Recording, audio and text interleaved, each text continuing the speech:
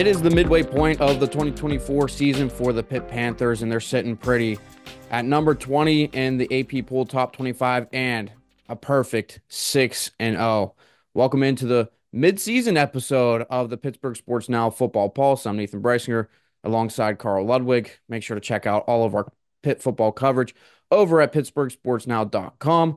But the Panthers, as they sit 6-0, coming off of a very, very tight, nail-biting win over the California Golden Bears at Acrisure Stadium. 17-15 victors for the Panthers, again in a tight one there. And let's just dive right into it. Karl, what was your initial reactions from this close one with the Bears?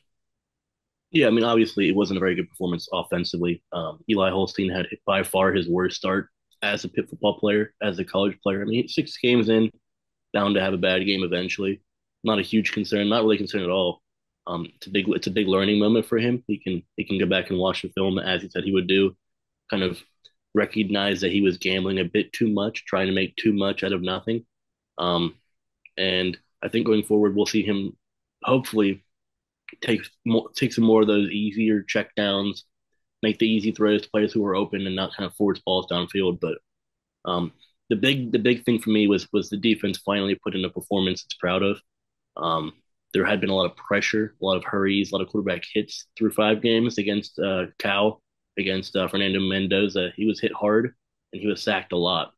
6 sacks, three from Jimmy Scott alone, two from Braylon Lovelace. I mean, 11 tackles for loss. I mean, it was a dominant, very dominant second half performance, and without it, I don't think Pitt wins the game. So, um, both sides kind of meant the offense and defense both kind of mentioned how they play complementary football, or they want to play complementary football. And on a game where the offense kind of took a step back, the defense stepped up, and that's huge. That's huge. I mean, in the last 2 seasons, it has always been that give and take. So if they can kind of marry those two sides together going into the second half of play here against some tough ACC opponents, it really bodes well for the overall success um, of this season here. And we're going to talk a lot about this defense and the type of performance they turned in against the Golden Bears. But to finish up sort of on the offensive side of things, yeah, as you mentioned, Karl, Eli Holstein, not the best performance from him. I mean, he looked like a freshman. He admitted that, which I think is such a big thing. He shoulders a lot of the blame. Anything that goes wrong with the offense, he's the first one. He's very self-critical of himself, which is a good thing. He knows what is wrong, what type of mistakes he's making. And at that age, I mean, that young of a quarterback, I mean, that's going to go a long way as this season continues to progress, as his career progresses as well. But got to look at really the biggest play offensively. Came on a fourth down decision where they handed the ball off to Desmond Reed, and he mentioned he was just looking to get that first down, and all of a sudden he had green grass in front of him all the way to the end zone. 72-yard run for Desmond Reed. Another big impact play from him. He just continues to do it all and be a big playmaker for Pitt. Yeah, well, I mean, I think when you look at Pitt went two for two of two on fourth down in the first half, and both plays were made by Desmond Reed. 4th and 5 in the first quarter. Desmond Reed has the free release out of the backfield. Eli Holstein hits him in stride, picks up 19 yards, sets up a touchdown drive, which he scores eventually. And then the 4th and 1, Cade Bell drew up a perfect play. If the defense didn't jump offside, the goal was to hand the ball off to Dez I believe, to the wide side and have him just take off and run. And when he's in the open field like that, it's hard for anyone to catch him. So another great game for him. And even a game where he has 139 all-purpose yards, it lessens his season average here. So he's been a dynamic playmaker, probably the best, most versatile player in the country so far, in terms of running and receiving. He's 450 yards receiving or rushing, 300 yards receiving, 7 total touchdowns. Eli Holstein has a lot of credit and a lot of the hype for this dream offensive start, but Desmond Reed has been the motor that makes this offense run. He's been fantastic, and as long as he stays healthy, Pitt needs to keep him in the lineup as much as they possibly can. He's that good of a playmaker, and Pitt will need him a lot. Don't discount Daniel Carter, Rodney Hammond. They'll get their chances, but Des Reed needs to be in the lineup as much as possible. Yeah, it'll be interesting to see, especially you threw out that name, Rodney Hammond, to see how much more he gets involved in this offense. Head coach Pat Narduzzi said he was supposed to be, in a good bit against Cal. We didn't really see him a whole lot either. Saw Daniel Carter though with a couple big runs, as a pair of big runs back to back. So that running back room continues to show a little bit of that depth that we expected once Hammond returned. Now, we got to go in depth on this defense a little bit more and this type of performance they had against Cal. 6 sacks, a handful more of QB hurries, ton of tackles for loss. They were just living in the backfield, and that was sort of the game plan. I mean, we talked about this team has yet to really turn in a big sack performance. It's their first 6 sack game of the season. They had one a season to go against Boston College, so you're sort of seeing that. And that Boston College game was late in the year, so it's good to see this defense finally get into the backfield, living in the backfield in this one. And this was a game that the defense needed. We've seen the offense come up clutch, down the stretch of these games against West Virginia, Cincinnati, and the defense obviously held their own as well. But the defense, this one was solely pinned on the defense in this game from the second half on. The crowd was into it behind the defense. One of the better crowds I've heard in a while there, just getting behind this defense. They knew that the offense probably wasn't going to score, so the defense just really took control of this game. Absolutely. Like you mentioned, they've been great in the second half this season. When the games are hanging in the balance, the defense has made the stop against Cincinnati, against West Virginia, against North Carolina. It's been a defense that hasn't had great numbers. The stats don't look great, but it's been a defense that's made plays when it's mattered. Against Cal, it was a defense that had the stats. It made plays that when it mattered. It was a very strong performance. It wasn't perfect. The Cal tight end ran free far too often. I think he had like 8 catches for 100 and some yards and a touchdown. That can't happen. Um, but starts up front, the D line had a great push against the Cal offensive line. Nate Matlack didn't have a single sack, but he had 8 pressures according to Pro Football Focus. Jimmy Scott had 3 sacks, 3.5 tackles for loss. The D line push from Sean Fitzsimmons and Isaiah Neal and Nakai Johnson. You had Nick James back healthy. There was push up front. The edge rushers hit home, but it really the biggest key here is the linebacking core. It's just such a talented unit. Brandon George in the middle, marshaling the defense. But even when you have a game where Rasheem Biles, who has been fantastic this season, is out, you bring in Braylon Lovelace, who has 2 sacks and 3 tackles for loss, and it's an impressive deep linebacking core. And it's led by Kyle Lewis, obviously, who is again very very strong. I mean, it's it was a very strong performance that I think can be kept up this season. It'll be tough on the back end, of course, but when you can generate this kind of pressure and get home and hit the quarterback, it gives the cornerbacks and the safeties so much more comfortability to be in those islands, to know that, hey, I don't have to run with this guy for 50 yards if my defensive end's hitting home and bringing down the quarterback.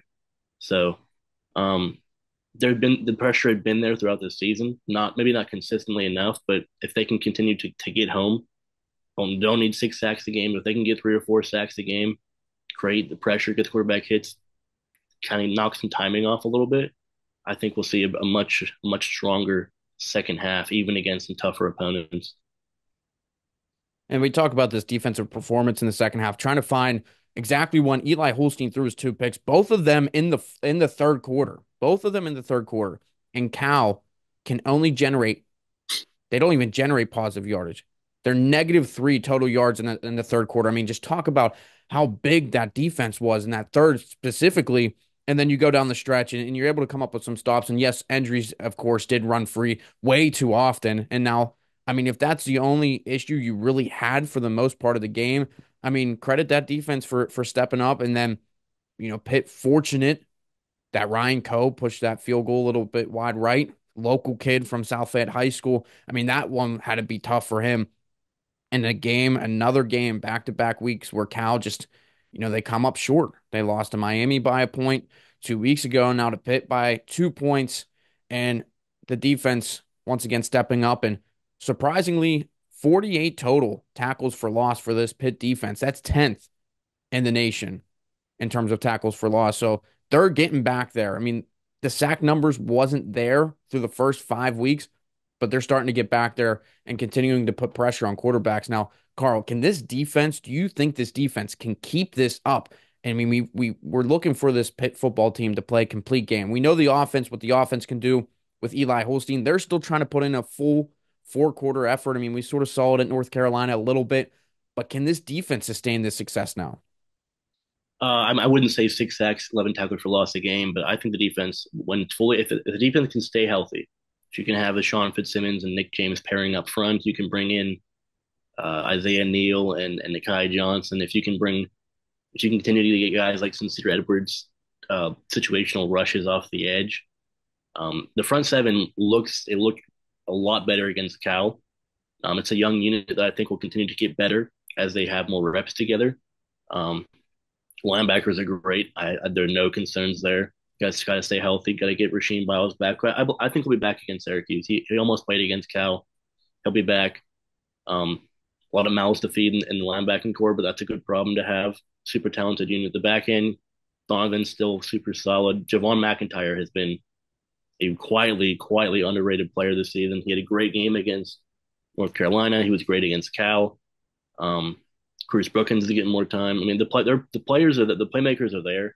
I think if all the pieces around, I don't think it'll be a defense that will hold teams under 100 yards rushing season average, but I think the defense will do its job against teams like Syracuse, against teams like Virginia, SMU.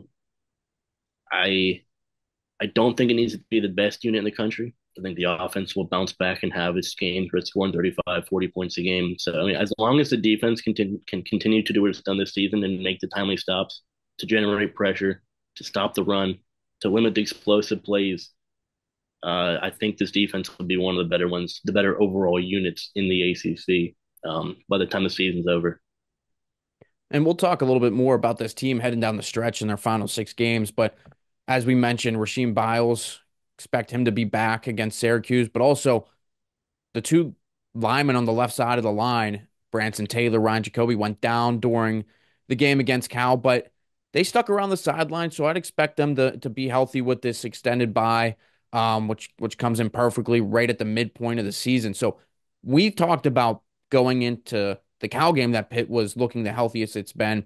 Now you're looking at the Syracuse, them to be pretty much everyone's good to go. All starters pretty much back in unless something happens, obviously, within these next 2 weeks. But now let's turn the page to, we're 6 games in. We've seen what the offense can do. We've seen the defense step up here. Now it's time to label some midseason MVPs. We'll do one offense, one defense. Karl, I'll let you go first with the offensive one.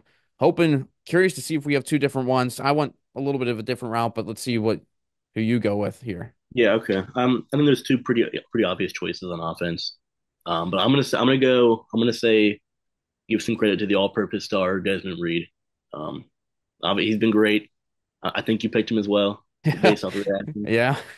He's been fantastic. He's been just what they've needed at the running back position, and I think they can get him the run game more involved with him and Carter and Rodney Hammond going forward. But when Pitt needs a play, he's been there.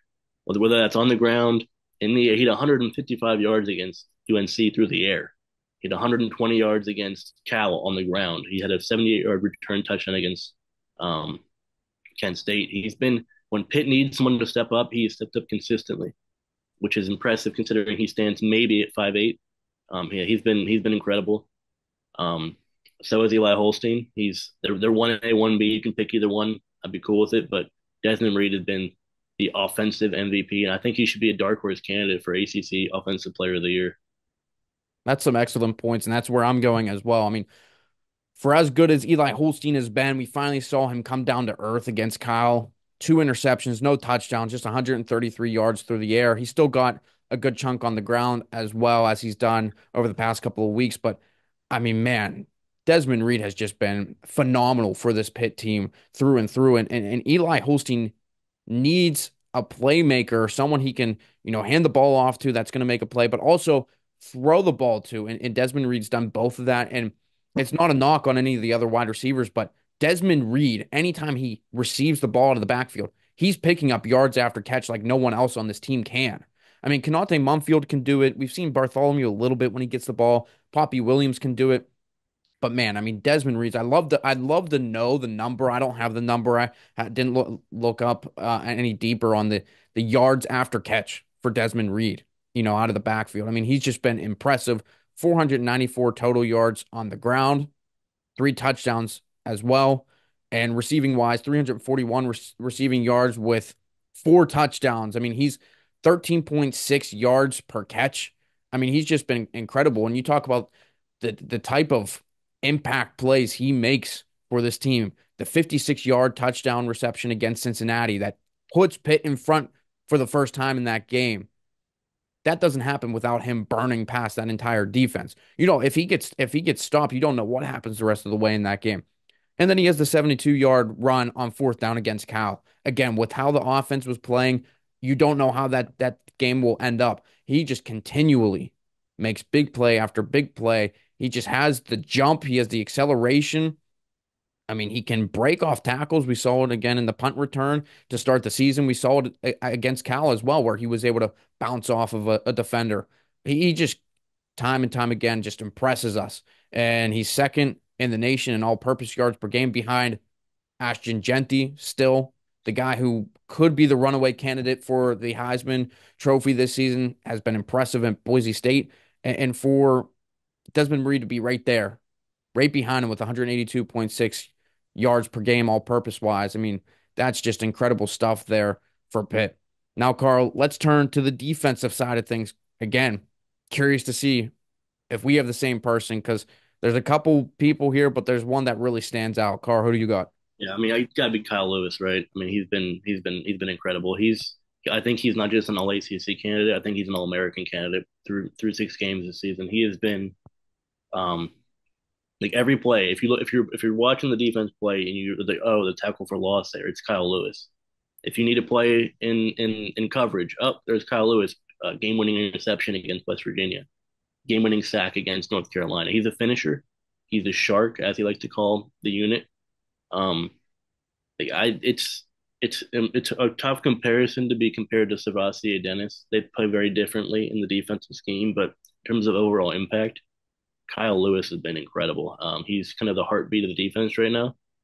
Um, with eight tackles for loss, two interceptions, forced fumble. He has 3 sacks. He had a very good game against Cal, which was kind of overshadowed by some bigger performances, but he has been steady. He's been consistent.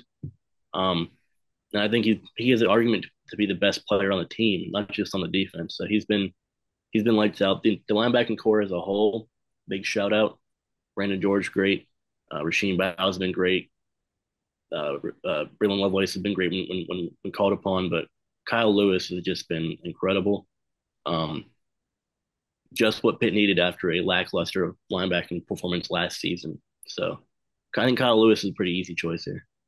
Yeah, there's been some steady players. I mean, we've talked about Donovan McMillan and Javon McIntyre, the way he stepped up this season as a leader in the secondary. You got Jimmy Scott, who's starting to come along, had that big 3-sack game against Cal.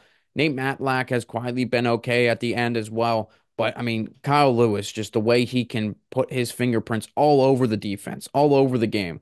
He's just been incredible to watch and as basically everything you said and more, Karl. I mean, yeah, 8 tackles for loss, 3 sacks, one forced fumble, 2 interceptions. He can do it all, and Pitt really hasn't seen that type of do it all player in quite some time. I mean, that just can make a play wherever. I mean, don't want to throw this comparison out, but I mean, he's kind of reminding you of a TJ Watt. I mean, they're neighbors down on the south side, the Steelers. They play in the same stadium. You always make comparisons between the Steelers and Pitt. Um, but I mean, this is truly, this is the type of player he has become. He can make an impact. He's forcing fumbles. He's picking off the ball just like TJ Watt does over for the Steelers. And as good as this offense has been, they need someone defensively to make splash plays, and Kyle Lewis has done that for the Panthers. Absolutely. You bet splash plays on offense and defense. Desmond Reed, Kyle Lewis. Um, Last season there wasn't enough consistency, but there were no splash plays on either side of the football. So to have players like them who make splash plays on a quarter by quarter basis, not game by game, but every quarter there's something happening.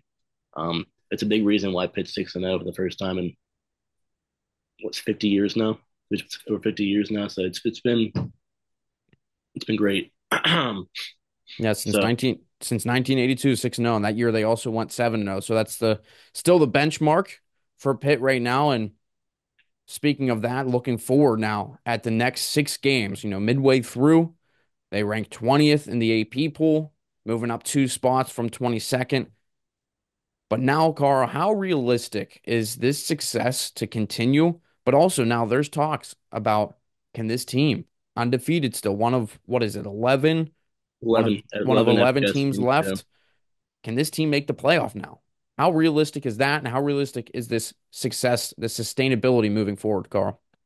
Well, I think making the playoff is a bit of an exaggeration, a bit of a stretch right now. You played a great 6 games. You're unbeaten. You've done your job, but now it's the hard part of the schedule. You have two ranked opponents. Everyone you're playing now is above 500.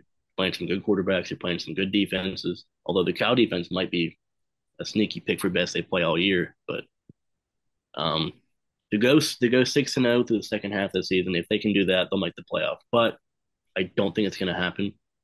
To win 12 games in a season is super super super hard. I think this team might be, I don't want to say a year away from looking at that, but I think this is a team that could win 10 games.